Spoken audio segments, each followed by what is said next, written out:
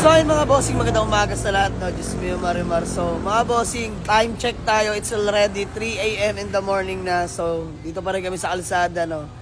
Buhay buy and sell mga boss. Hindi madali maging buy and sell kagaya nito. So by the way, ma-share ko lang, 4 ang sumama mga bossing. Pakita ko muna sa inyo.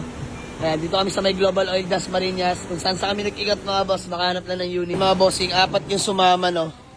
Yan, flex ko muna sa inyo. So, isa-isayin natin yan mga bossing, no? Super Class A, fresh and Class A unit mga boss. Legit first owner. Toyota Camry B variant na 2008 model. Automatic transmission mga boss. Kung natatandaan nyo before, yung sobrang sariwa natin na Camry, parang ito lang din yun mga bossing. Pearl white po yan mga boss. V variant, sobrang Class A. So, pinag-iisipan ko muna mga boss. Baka i-4 keeps ko muna to this time.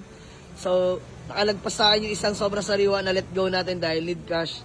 And then next mga bossing, another Toyota Vios na Superman, no? 2015 model, manual transmission. Grabe to mga boss. Urig private mga bossing, ha. Low mileage lang. Pakita ko sa inyo mga boss. Latang-latang. Paikot. Anlikatok mga bossing. Latang-lata yan. Sobrang sariwa na ito mga bossing. Pakita ko sa inyo interior na ito mga boss. Sobrang solid. Ayan mga bossing. Leather seat interior. Sobrang solid yan mga boss. Yung tinakbo, 84k mileage, unleashed kan tayo mga bossing. Ayan. Ayan ceiling mga boss, napakaganda niyan. So, sa mga naghahanap sa atin ng Vios na 2015 model manual transmission, available na to sa garahe, 310k only mga boss. Mabilisan lang. So, yung Camry, wag nyo muna pansinin. Mga bossing, hayaan nyo muna to sa akin. No? Sa inyo interior niyan mga bossing. Oh. Solid din yan.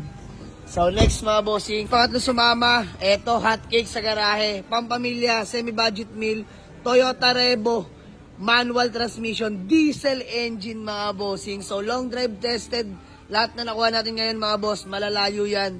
Expressway kami. Walang problema mga boss, in good running condition. So, lahat to na-arehistro. Ayan, Toyota Revo natin mga boss, registered, kumpleto lahat ng papeles. Sobrang kinis ang pintura. At the same time, diesel engine yan. So, mga bossing, murang-mura ko lang ibibigay ito for only 230k, negotiable pa mga boss. May Toyota Revo ka na nagwapo, diesel engine pa. And then next, last but not the least, pang-apat na sumama, this one is Honda Jazz na 2012 model, automatic transmission, paddle shift na mga bossing, no? Kulay white yan mga bossing. So, available na to mga bossing, ha. Paddle shift na automatic for only 385k lang mga boss. Negotiable pa. Puntahan nyo yan sa garahe mga bossing. So, ayun lang mga boss. Antok na kaming lahat. Sama yung mga grupo ko. Konbayan si Alfred, and si Manman, si Elbian, si Burog, si Dudong Talbos, si Pinokners, Dritchy Boy, tsaka si Moteng. Si Popoy. Andiyan si Popoy mga bossing. So, halos kompleto kami. So, sa mga gusto mag-walk-in, Waze or pin nyo lang sa Google Map. Jamal Exotic Garage. Balibaran 2. Das Marinas, Cavite. Maraming salamat mga boss. Ano? Tulugan na. Tulugan na. Let's go!